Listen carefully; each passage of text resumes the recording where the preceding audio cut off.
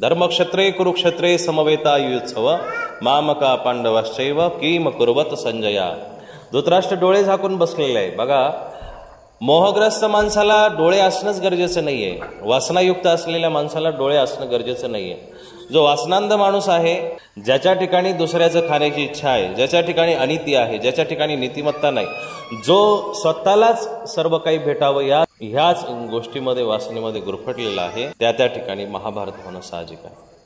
त्या ठिकाणी महाभारताची निर्मिती होत असते। आणि आजही छोट्या अंशाने आपण जर बघितलं तर प्रत्येक घरामध्ये ह्या गोष्टी चालूच आहे।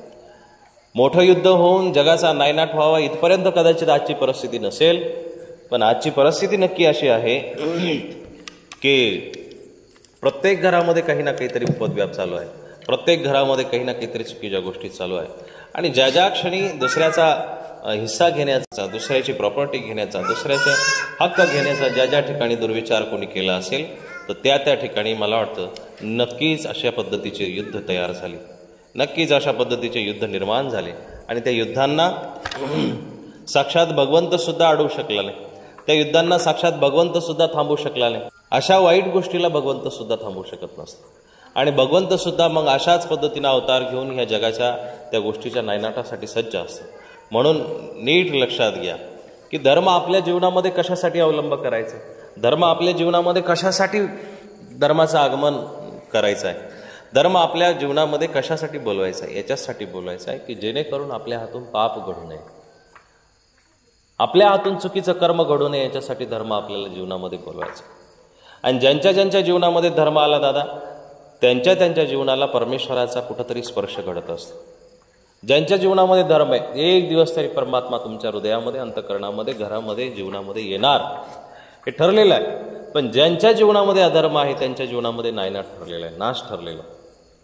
मग आपल्याला आपल्या जीवनाचं काय करायचं हे आपल्या हातावरती आहे, हे आपल्या हातामध्ये पूर्णपणे की आपल्या जीवनाला आपल्याला कुठपर्यंत पोहोचून ठेवायचं, कुठपर्यंत नेऊन ठेवायचं।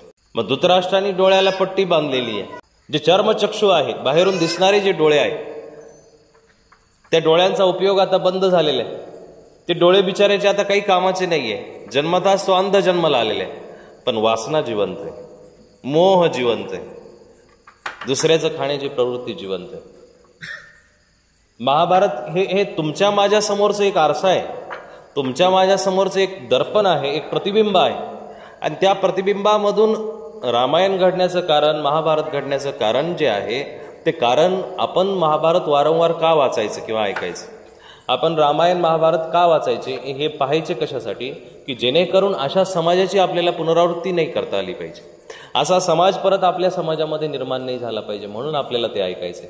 पण नाही, आपण तरीही त्याच गोष्टीवरती भर देतो, तरीही त्या गोष्टीपासून, कारण एक म्हण आहे, पुढच्याच ठेच मागचा शहाणा, की पुढच्याला ठेच लागली म्हणजे मागचा आपल्या आपण शहाणा होतो, काही ना काहीतरी सुधरून घेतो। धृतराष्ट्राला काहीच गरज नाहीये, मुळातच आता तो राजा आणि राजाचा बाप होऊन बसलेला आहे, मुळात राजाचा बाप होऊन बसलेला आहे धृतराष्ट्र।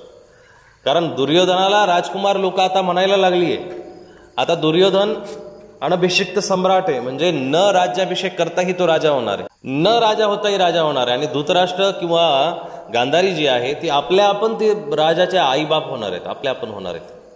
तरी पण एक बापाचं जे सगळ्या चांगल्या अर्थाने जे सांगणं असायला पाहिजे ते सांगणं धृतराष्ट्राला जमलं नाही। बाप कसा असावा हे पांडवांच्या बापापासून शिकावं, आई कशी असावी हे पांडवांच्या बापापासून शिकावं, बाप कसा नसावा हे दुर्योधनाच्या बापापासून शिकावं। आणि दुर्योधनाचा एक पुढं नंतर मी तुम्हाला प्रसंग सांगेल की दुर्योधनामध्ये ते संस्कार जागृत आहे। बाप कसा असावा हे संस्कार दुर्योधनामध्ये जागृत आहे, पण धृतराष्ट्रामध्ये जागृत नाही। धृतराष्ट्र हा अंध आहे। आता ह्याच्यात तुम्ही पुढं पाठीमागे गेले असतील तर हे ते अंबालिकापासून 3 मुलं जन्माला आली होती, अंबिका आणि अंबालिका, तिघींपासून 3 मुलं जन्माला आली होती। एक अंध जन्माला आलं, एक पंडू म्हणजे पांढरफटक जन्माला आलं, आणि एक दासीपासून जन्माला आलं विदुर। ती तिसरी अंबिका घाबरली म्हणून तिनं दासी पाठवली, आणि ते अशा पद्धतीने यांचा जन्म झालेला आहे की धर्मक्षेत्रे कुरुक्षेत्रे समवेतायुत्सव मामका पांडवाश्चैव किम कुर्वत संजया। संजयाला धृतराष्ट्राने विचारलं की अरे बाबा, हे युद्धभूमीवरती जमलेली जी माणसं आहेत ती नेमकी काय करतायत। आता संजयाला विचारायचं कारण काय, संजयालाच का विचारलं? कारण संजयाला धृतराष्ट्राने एकदा पहिलं पाठवलं होतं. काय पाठवलं होतं? अरे जा मध्यस्थी कर जरा. मध्यस्थी करायला तर भगवान गोपालकृष्ण सुद्धा गेले होते. दुर्योधनाने कमीत कमी 5 गावं तरी द्यावीत. 5 गावं पांडवांना द्यावी. पांडवांचीही जास्त अपेक्षा नाही. बघा, ज्याच्या जीवनामध्ये धर्म आला ना, ती माणसं आपल्या आपण सुधरून जातात. ज्याच्यामध्ये आहे, जे आहे त्याच्यामध्ये संतुष्ट राहतात. त्यांना वेगळं काही लागत नसतं. पण अनितीनं वागणारी माणसं, मग इतकी जमीन झाली, कुणाच्या नावावरती 100 एकर असेल, 50 एकर असेल, कुणाच्या नावावरती 60 एकर असेल, तरीही त्या माणसाला वाटतं की नाही आपण अजून 2-4 एकर घ्यावे. 2-4 एकर आणखी वाटतं की अजून 10-5 एकर झाली पाहिजे. ही हाव कुठपर्यंत असती माणसाची? स्मशानापर्यंत हाव आहे, स्मशानापर्यंत. आणि आतापर्यंत एक तरी माणूस असा दाखवा की नाही ज्याच्याकडे 100 असेल, 200 असेल, 500 एकर असेल, ज्याच्याकडे 1 असेल, दोघांचीही वृत्ती सारखीच आहे. 1 एकरवाला 1 बिघ्यावालाही तितक्याच जोरात पळत असतो आणि 100 एकरवालाही तितक्याच जोरात पळत असतो. ही वृत्ती संपत नाही. का? कारण ज्ञानाचा अभाव आहे, जीवनामध्ये कुठंतरी अभाव आहे. दादांनो, नीट लक्षात घ्या. कितीही कमवलं आणि कितीही आपण एकमेकाची ईर्ष्या करून कमवलं किंवा चांगल्या बुद्धीनं कमवलं, शेवटी सोडून तर इथंच जायचंय. रामकृष्ण आले गेले त्याहून जग काऊस पडले. कारण जन पळभर म्हणतील हाय हाय. हे सगळं इथं सगळं आपल्याला कळतंय हो, सगळं कळतंय. सगळे कथा, प्रवचन, कीर्तनं आपण ऐकली आणि त्यातून करतोय. दुर्योधनाला कळत नव्हतं का? भगवान गोपालकृष्णासारखा व्यक्ती, सर्व गुणांनी चतुर असलेला, पारंगत असलेला, सर्व षडशास्त्र संपन्न असलेला, 64 कळांनी पूर्ण, 18 पुराणे त्याच्यात तोंडपाठ आहेत, सगळे त्याच्यापासून निश्चित झालेले, इतका परिपूर्ण अवतार. आणि इतका परिपूर्ण असलेला व्यक्ती मध्यस्थी करायला येतं, किती आदर सन्मान करायला पाहिजे, किती व्यवस्थित बोलवायला पाहिजे, किती व्यवस्थित. आल्यानंतर विचारलं सुद्धा नाही. त्या दुर्योधनाने बाकीच्या दुशासन मंडळींनी 100 कौरवांनी त्या कृष्णाला विचारलं सुद्धा नाही. उभा दारामध्ये तो राजमाला. इतकी उन्मत्तता काही कामाची नाही, इतकी गुरमी ही काही कामाची नाही. महाभारताची उदाहरणं तुमच्या लक्षात येईल. भगवद्गीता का सांगावी लागली हे पण तुमच्या लक्षात येईल. कारण ही बिनाकारणाची गुरमी झाली होती, बिनाकारणाचा द्वेष झाला होता, बिनाकारणाचं स्वतःला काहीतरी वेगळं समजून बसणे. हे पंचवार्षिक असतं दादा. हा खेळ जो आहे ना, कुणाचा 10 वर्ष टिकणार आहे, कुणाचा 20 वर्ष टिकणार आहे, कुणाचा 5 वर्ष टिकणार आहे, कुणाचा लगेच अविश्वास ठराव मंजूर होतो 3-4 वर्षामध्येच, 2 वर्षामध्ये, सांगता येत नाही. कारण ही येणारी जाणारी गोष्ट आहे. त्या खुर्चीचा आतापर्यंत कोणीही मालक झाला नाही. जे पद तुम्हाला भेटले, जी गोष्ट तुम्हाला भेटली, त्याचा मालक कोणीच नाहीये. मालक एकमेव परमात्मा आहे. परमात्मा इथं थांबत नाही, तो काही इथं थांबायला तयार नाही. तो तुमच्यावरती फक्त ही गोष्ट सांभाळायला देत असतो, तुमच्याकडे सांभाळायला देत असतो. आतापर्यंत जेवढ्या जमीन जुमला आला असेल, आपण ज्यावेळेस आपल्या ताब्यामध्ये ती गोष्ट येते, लगेच आपल्या आजाचं नाव काढून टाकतो. त्यांनी यांचं नाव काढलं. मग आजे पंजाची जरी जमीन असली, ती आता आपली आहे, पण आपली नाही आहे. ती लगेच आपण गेल्यानंतर कोणाची तरी होणार आहे. मग जी गोष्ट आपली नाही आहे, शाश्वत नाही आहे, त्या गोष्टीला आपलं का म्हणायचं? त्या गोष्टीवरून भांडणं का करायचे?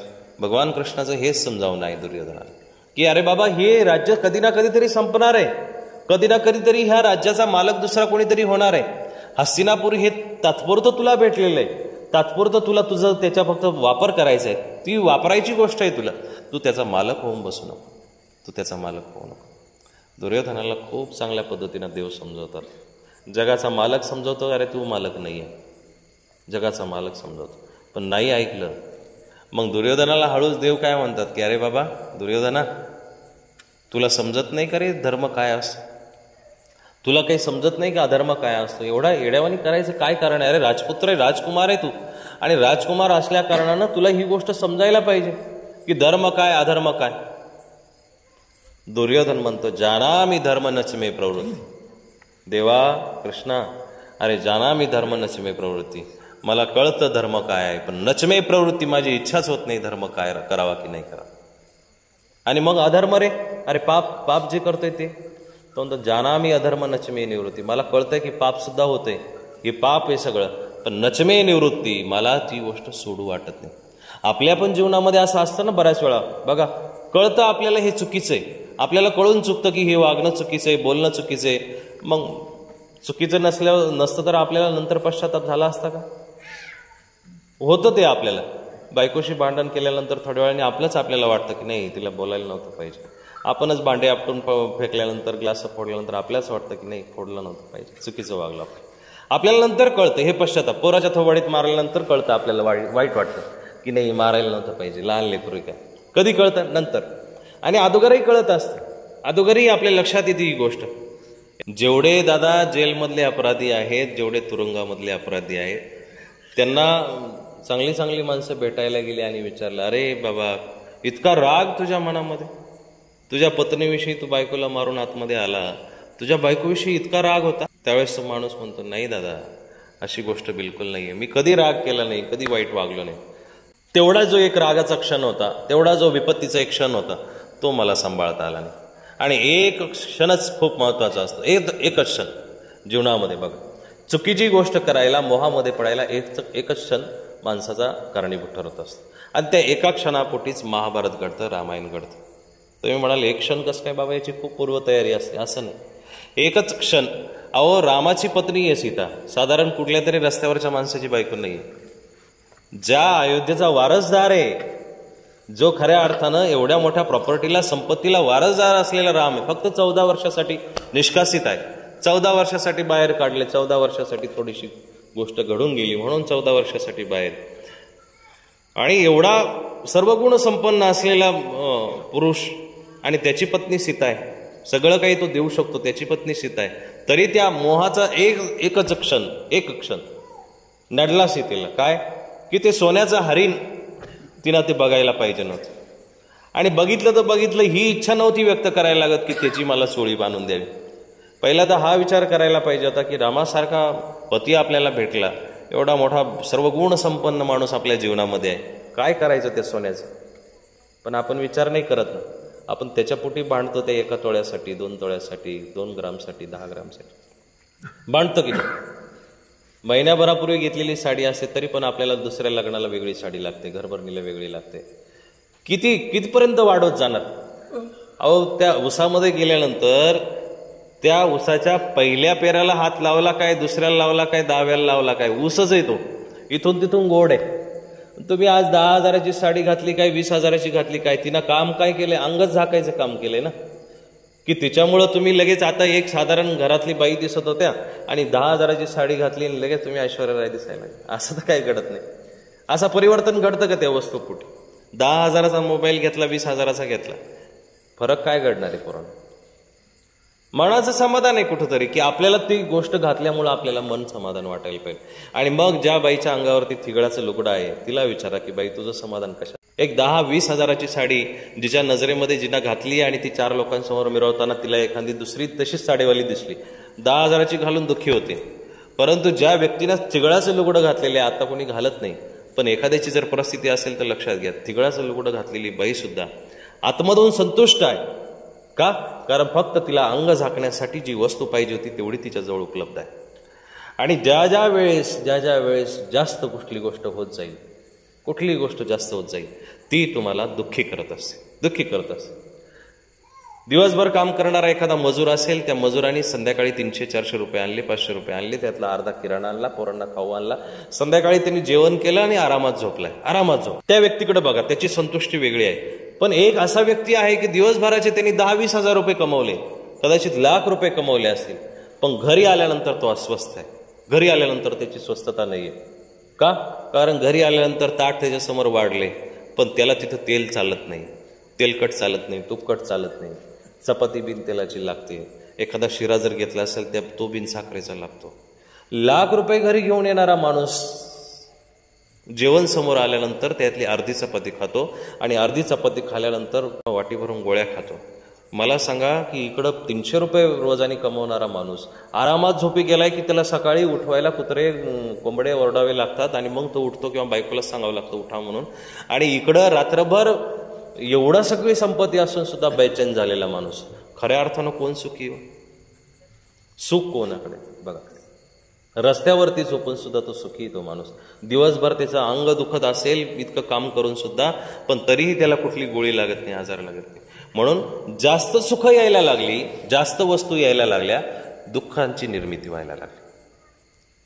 ज्या ज्या वेळेस तुमचा जुना काळ तुम्ही आठवा की घर गळत होतं घरामध्ये कपडे घालायला नव्हते, घरामध्ये वस्तू मुबलक नव्हत्या, पैसे मुबलक नव्हते, आनंदाने एकमेकाची विचारपूस होत होती, आनंदाने एकमेकाची इज्जत होत होती.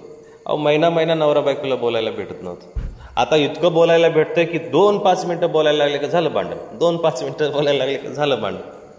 काय त्या सुखाला काय करता. जास्त दिलेला वेळ सुद्धा काही कामाचा नसतो, जास्त दिलेला वेळ सुद्धा काही कामाचा नसतो. म्हणून अति तिथं माती होतं. दुर्योधनाला देवाने हे समजवण्याचा प्रयत्न केला की बाबा, अरे तुझ्यातून काय एका समुद्रामधून बादलीभर पाणी काढून घेतलं, काय नुकसान होणार आहे. तुझ्याकडे एवढं हस्तिनापूरचं राज्य इंद्रप्रस्थ तुला भेटलेलं आहे आणि याच्यातून थोडंसं काहीतरी वेगळं निघणार आहे, थोडंसं वेगळं निघणार आहे. दे काहीतरी दे पांडवांना दे. पण दुर्योधन म्हणतो, बघा त्याचे किती चुकीचे वाक्य आहेत, किती चुकीचे वाक्य आहे की म्हणा सुईच्या टोकावरती बसल इतकी सुद्धा जागा देणार नाही, सुईच्या टोकावरती. आता इतकी पण खालची वृत्ती असते का हो कोणाची. इतकंही वाईट वागू नका दादांनो. तुमच्याकडेही काही संपत्ती असेल, काही गोष्टी असतील, त्या गोष्टींना फक्त आपण एक रखवालदार आहोत ह्या पद्धतीनं सांभाळा. याच पद्धतीनं सांभाळलं तरच तुमच्या जीवनाला काहीतरी आनंद प्राप्त होईल. नाहीतर तुम्ही जर त्याचे पूर्णपणे मालक होऊन बसण्याचा जर प्रयत्न केला तर शेवटी मरताना खूप मोठा त्रास होईल.